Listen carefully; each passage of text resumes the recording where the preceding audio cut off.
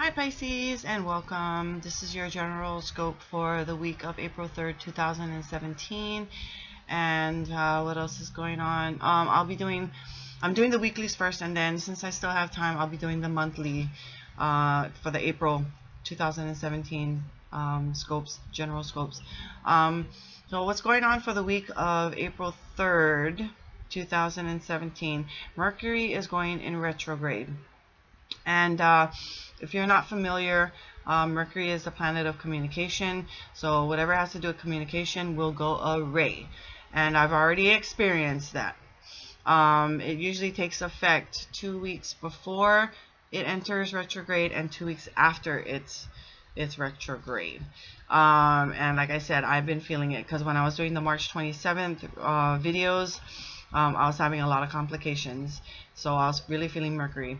And it lingers.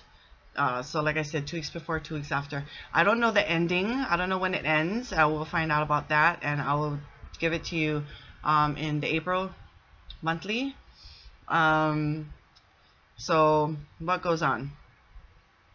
Computers start acting up and getting funky, and cell phones start acting up and getting funky. There's a lot of miscommunications. There's a lot of domestic disputes, a lot of fights, a lot of arguments, and even a lot of car accidents that happens out on the road. So that's what goes on with the Mercury retrograde. So I know the fun. So let's just get started with you, my little fishes. Beautiful, beautiful. Okay, all right. Okay, 2, 4, 6, 8, 7. Nice. Okay, first card we start off is with the Ace of Pentacles. This is a card of abundance and prosperity, and it doesn't have to necessarily mean financial. It could be time-wise as well, and because this is how I relate with the coins or the pentacles, is I don't necessarily represent it as financial, because it can be, but I also represent it with time. So time well spent, or you just have abundance of time at this time for some reason. But it is a card of prosperity. It's a card of new beginnings. It could be a card of new financial beginnings. It could be new ways of how you're spending your time. You may be spending your time wisely at this time as well. It is an ace card. Aces are a yes. So whatever questions I do not answer, it is a yes too. So you could be coming and starting out the beginning of the week so just abundantly. Okay, just abundantly shining your light, because it is golden. And that's all I have to say about that. Next card is another ace, so that's a beautiful card too. And this is an Ace of Wands. Sparks of inspiration could come your way. Being more creative, the beginnings of new creativity or new ideas. Seeds planted, and again it's another ace card, and so whatever questions I did not answer, it is another yes to. So could be yes to anything, but if you want to put it in perspective, it's a yes to financial stability or financial prosperity, or it could be a yes because you could be coming into some money this week somehow, and it's a new beginnings of that, in the time and ways that you spend your time in making money. So it could be a yes to that, and this could be a yes to whatever creative ideas you have. It could be a yes to that as well. But whatever questions I did not answer, it is a yes to, and it comes up twice. So the next card we have is the Ten of Swords. 10 is a card of completion, and so I just want to say that you see this, it looks painful, owie, sore, but it is saying no more of this. Okay, no more pain, no more suffering. Okay, it's a completion. You've come full circle, and it's a completion card, so it just says no more of this. Next card we have is the Six of Swords. This is a card. Sixes are a card of is the number of harmony and balance. This is a card that says that you're moving on from turbulent waters to more calmer waters. It could be a literal journey card or going on a trip. and it does not have to be far. It could be in your own town, your own city, but it is also a card that says that your goals are in sight, because you see that there is land at the end of the journey, although it looks on like it's on the side, but your goals and dreams are in sight. The swords represents your experiences. So whatever you've experienced and learned from, you're taking that with you on your journey. Okay, it could be your, you know, your spiritual journey. It could be your literal journey, that you're taking whatever you've learned with you. Just be careful. You don't want to take anything that you haven't learned with you. It'll just sink the ship. Okay, but this is a good card, so it's saying that you are taking what you've learned or experienced with you on your journey, either be it spiritual or be it literal. Okay, so that says that. Next card we have is Two of Swords. This is a card of balance. Twos are balance, and it's saying that you're at a stalemate right now with a decision or choice that you're trying to make. But always remember, no decision is still a decision. What that decision or choice is, I am not familiar. I don't know what it is. Really. It is a general reading, but it just means that you're at a stalemate right now and you can't choose between two things. Next card we have is the Ten of Cups.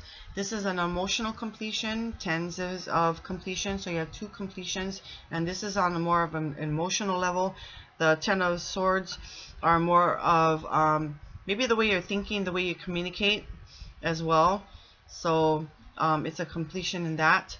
But this is an emotional completion. This is happy home life, happy family life. This is a happily ever after card. So keep that in mind.